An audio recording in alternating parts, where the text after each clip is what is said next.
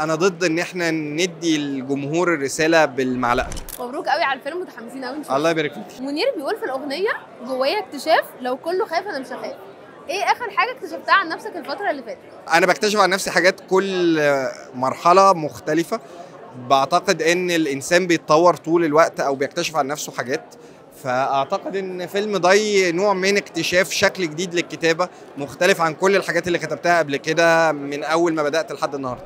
طب بما انك كاتب الفيلم، ايه الرساله اللي نفسك توصل للناس لما يتفرجوا على الفيلم؟ بصي، انا هقول لك على حاجه. انا عمري ما بكتب فيلم وببقى متخيل رساله معينه توصل له.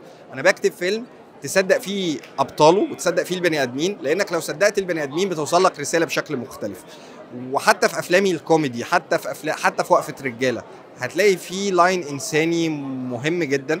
لازم تصدق الابطال، وانت لوحدك انت كبير كفايه انك لو شايف رساله في الفيلم تقدر تلقطها.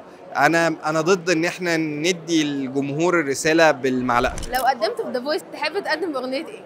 هقدم بقى اغنيه لمنير. انا من محبي منير، وكان متعه بالنسبه لي وانا بكتب الفيلم ان انا بكتبه على تراكات منير. ويمكن اختيار التراكات كان يعني بالنسبه لي كل اغنيه انا سمعتها امتى لمنير في انه سنه في انه حفله، فكان بالنسبه لي هيبقى اختياري الاولاني منير طبعا. ميرسي قوي، متحمسين قوي نشوف الفيلم. شكرا.